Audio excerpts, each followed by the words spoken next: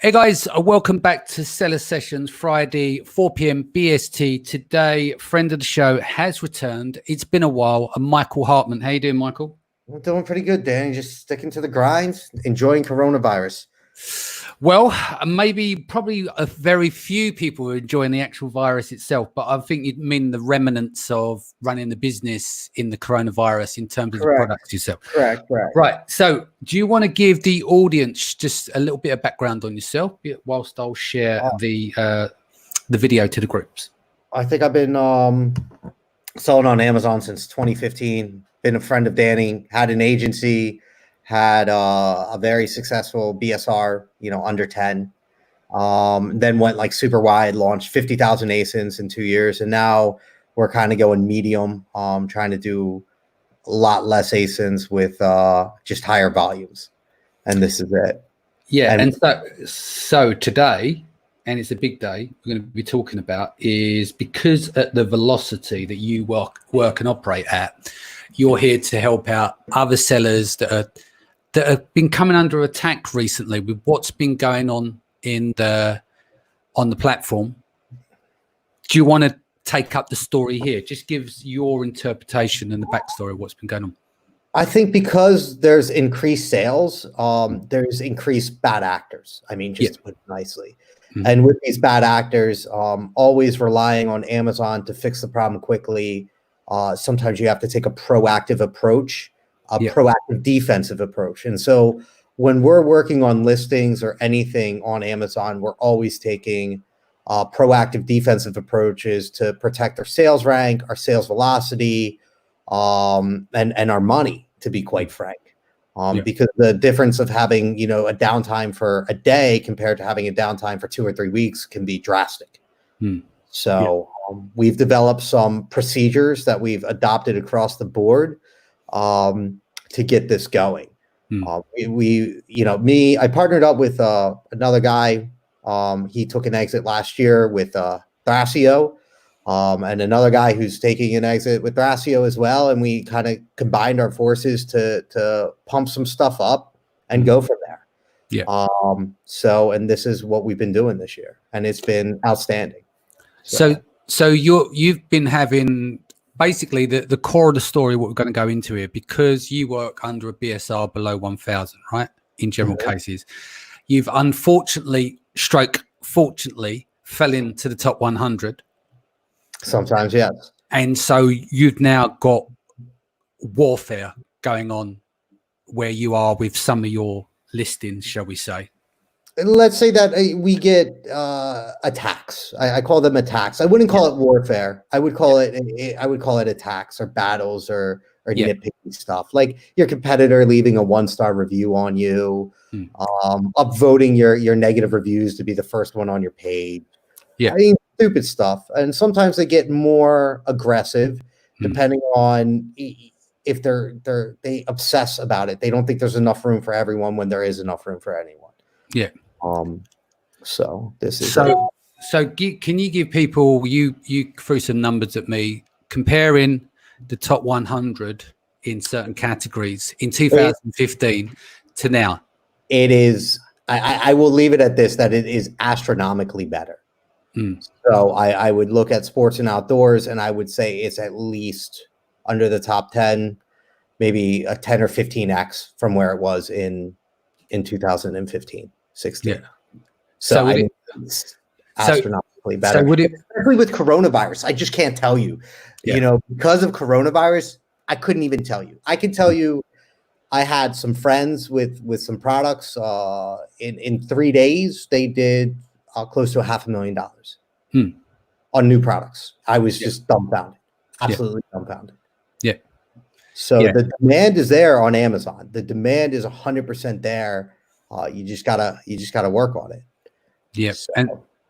And obviously Amazon's just had their best quarter ever as well, considering that to restrict what they sold, but then double down on PPE and coronavirus related products. So let's get into some of these battles of what you can say, or some of these attacks, minor, maximum attacks, however you want to. Let's talk about proactive, preemptive measures. I mean, so I think this is something that everyone needs to know about, and I'm surprised that people just don't know about it. So when you're building out your listing, most people go into the back end and they fill out the FNSKU and they do it this way.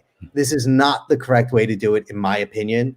I don't know of any course out there, but the best way to build listings is to do a flat file. Yeah. And when you fill out this flat file, it can overwrite what you're doing in that back end, clickety click, click.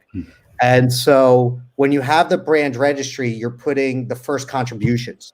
If you're leaving certain ones of these fields blank, it means that the first person, even without brand registry, to go ahead, they're giving contributions to this listing. And with that contribution, they can insert what we call like hot words. They call it a nuke, a missile, whatever you want to call it. So they can put in FDA, they can put in pesticides, they can put in Corona, COVID, and then pull your listing down. So I tell everyone to just fill these things out, even if it's with the word none, and always take a backup of your listing. So sometimes you'll notice that you'll just start to de-index and you have no idea why. So they have this report that you can open with a case called the category listing report. Yeah. So every case, you ask for it to be active 7 days, 90 days, and you go down. It used to be 30, but I don't know. Recently, it's changed to 7 now, is it? Yeah. It just depends. Like I've had some people give it to me for 7 recently, and I've other people give it to me for 90. So just depends. You can download it, and then you can see if your backend has changed from the last time you uploaded it. You can compare the two, and if it has, you can make adjustments and change. Yeah. So one thing that we're seeing is that people are putting in these hot words, and if you're able to upload quickly once you go down by removing these and overwriting those contributions from bad actors, you're able to pop right back up most of the time. Secondarily, things that they're trying to do is hit you with hazmat reviews. So they'll stick batteries, AA, they'll stick like a medical device, all these things. So the best thing to do is to go through like the hazmat exemption sheet for every single type of hazmat that you might possibly have. So this way you're just removing it across the board. So if they try to hit you with a pesticide or an EPA or a battery takedown, it just won't work. So they're burning, every time they're doing this, theoretically, they're burning seller accounts. So they only have a limited supply to do this with. And are they doing this through burner seller accounts or burner thingy accounts, what they called? Vendor accounts? The vendor accounts, yeah. So the vendor accounts are very hard to come by, so people will not burn them as much as they used to. Well, they used to be about 15 grand, I heard, changing hands like last year. 30 yeah. Now. So you're around 30 grand now. So supply and demand. So most of the time they won't do that. You used to be able to get VC hijacked and this stuff. And that's just mostly gone away at this point. So the biggest thing that people are still doing are these contributions. And so if you can be able to do this, then you're able to take care. And also if they're changing your images to non-compliant images or something to pull you down, you can upload a flat file, which has a static URL of your image, which overwrites it immediately. So we keep our images like static on AWS. That just so what do people do? Obviously that's good pre-launch. What do people do now? So literally run a category listings report, download it, rebuild the listings, and then just upload it and just keep that on file. Yeah, correct. And then download it like once a week, because maybe Amazon's changing nodes or categories, or maybe somebody made a change to your listing you didn't even know. So we've seen this happen a lot recently, where we're downloading our category listing report and all our search terms are empty. And we know we uploaded it 2 weeks ago and there's no change in our history. So something's going on. We'll call it like funky business. We're not sure. And so we're able to check that. So if we see a drop in conversion, a drop in sessions, first thing we're doing is downloading the category listing report. We're checking our master sheet, which is like, we have this and we know what it should be comparing to what it is, and then making adjustments. If it's not that, then we're going through and checking price war, review score, other variables. Yeah. Did there come a point as well? Like I won't name the software because I don't plug software, but one of the softwares that I use is that I can see a listing change. It highlights in green and it also highlights in orange. The orange will show you any dates of changes, but will it go in deep enough? It doesn't always pull the back end, and that's the problem. Right. So all of these things they can pull, like the category in the front end, but the back end, if they stick in some like clothing type field 10 and you don't put the word none and someone puts pesticides or Raid or Nike or something to pull you down automatically, what do you do then, right? Yeah.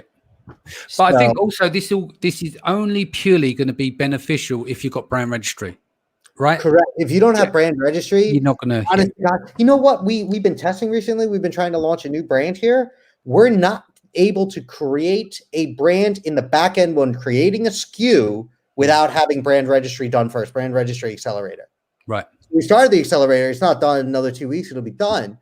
But we're not able to create the FN SKU until that's done under the new brand, which is that's a benefit, I think, on the long term, but we didn't expect this. Yeah. So now I've been noticed when you've been updating prices recently as well. Depends on what marketplace, but the notification comes up. It lets you know whether that change is acceptable. Now, this price was a reduced price, so it was lower, not higher, but it's still saying it's letting you know it's coming up on the screen, like as a what's the word? I'm trying to think of the word for it. A notification to let you know whether they'll let you know whether that change is acceptable or not. Nice. Which is quite interesting. Yeah. No, that is interesting. So what when someone becomes under attack, what's the best steps to go through here? Obviously, we know this. You download and set up so that you can override it. It's hard to give a blanket answer because they're always slightly different. But I would say like three things that we can do to try and be preemptive about this. One is to do this flat file backup that we just talked about. Yeah. Number two is to do the hazmat exemption sheets and the pesticide exemption sheet for all of your listings, whether they're you're selling a sock, you still want to do that stupid pesticide because that can pull you down for 24 to 48 hours on like a Cyber Monday, and you don't want this. So we try to be preemptive across the board with like all the things.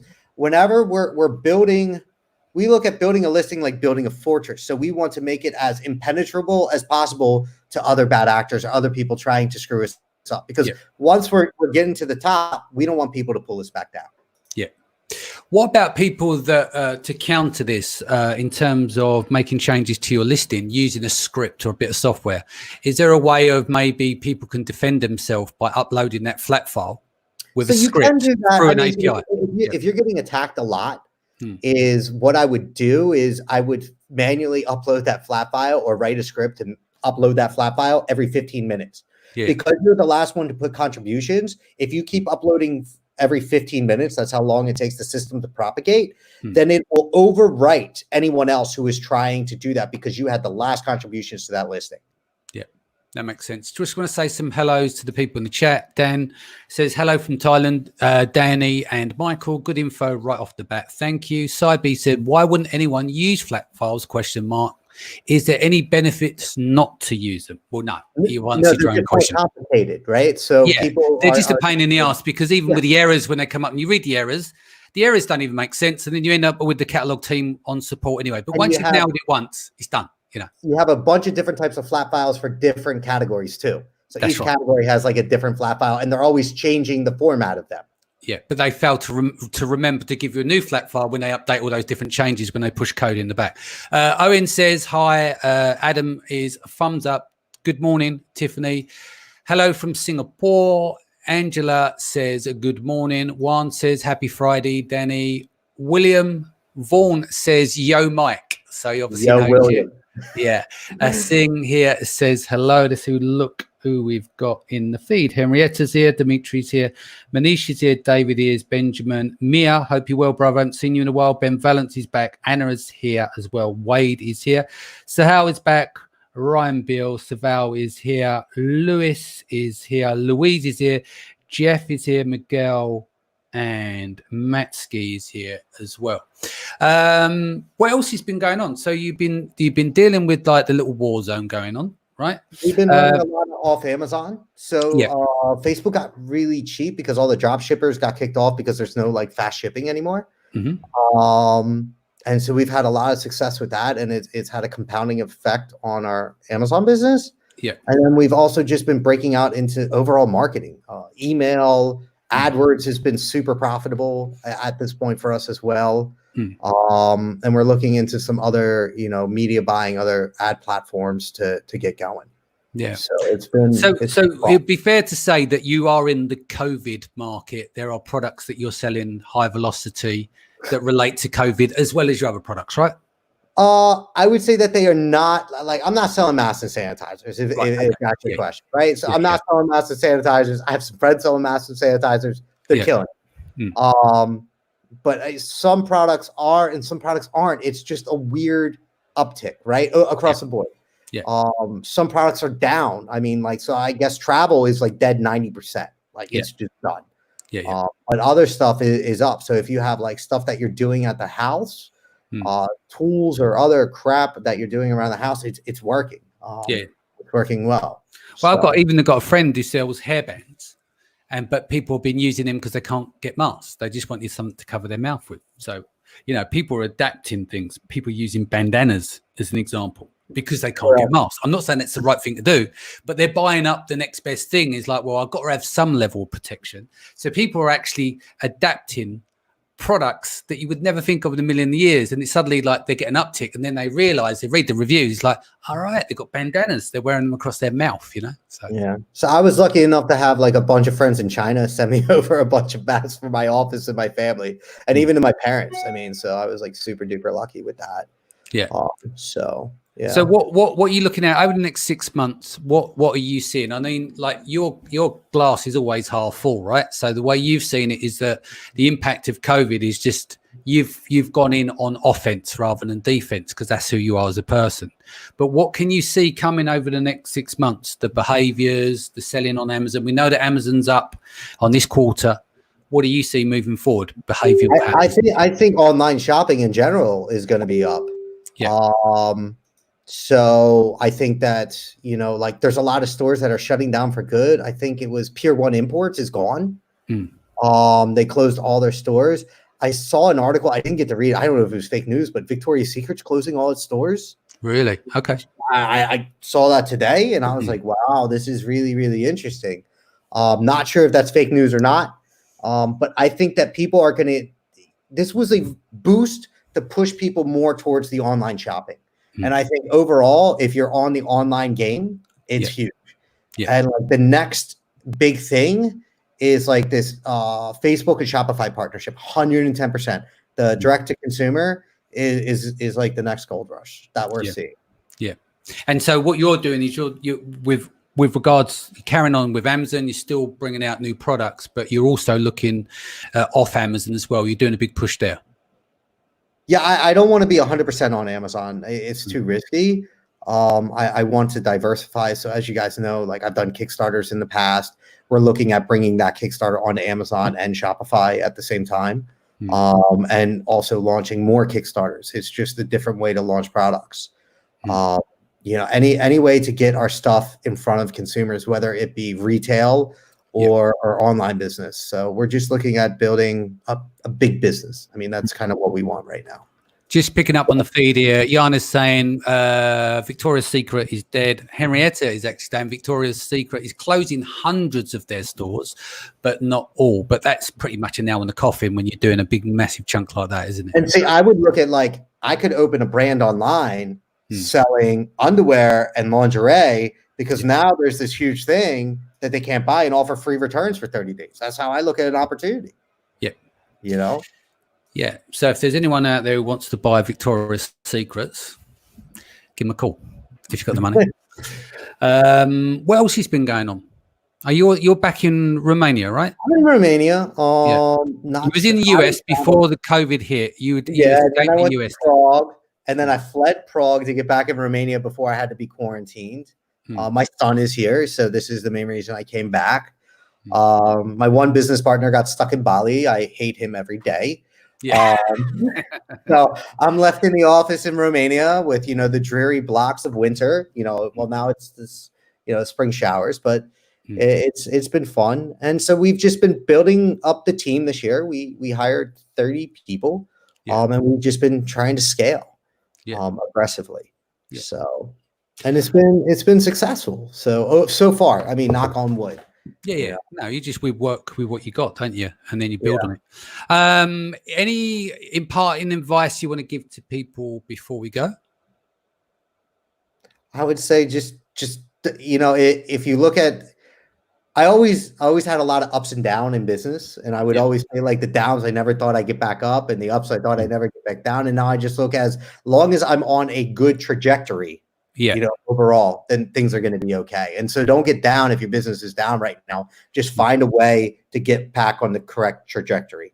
It's like, for me, it's momentum, isn't it? Like as the pendulum swings, if you're in a downward momentum and you think downwards, you'll carry on going that way. So you have to kind of realize with the peaks and valleys, when you're in a valley, you got to go, right, the peak's coming soon, and work your way to the peak. And then when you're at the peak, just say, cool, let's keep this on an even keel for as long as possible. Because at some point comes the valley again, doesn't it? So you just got to keep riding those waves. So cool. All right. Short show today, but it basically is compact information. So top down, let's just rerun by what people should do. Flat files? Flat files? Yes. Flat files, hazmat exemptions, and category listing reports. I mean, these are like 3 big things. Cool. So if you do this, you can protect your brand and protect your money. I mean, this is basically it. And if people wanted to reach out to you, I know you're a private person. You go from one extreme to another. No, I'm not available, but can people reach out to you? Yes or no? They can hit me up on Facebook. I mean, this is the best way to get a hold of me these days. Cool. Thanks for coming in, Michael. I know you're a busy guy. Thank you for sharing that information, because that's going to be very useful for people in the community. All right. All right. Thank you. All right, guys. I'll be back here at 4 p.m. tomorrow, BST. We're doing an in-depth profile with Cara Sayer. We'll look forward to that. See you again tomorrow. Take care. Stay home. Stay safe.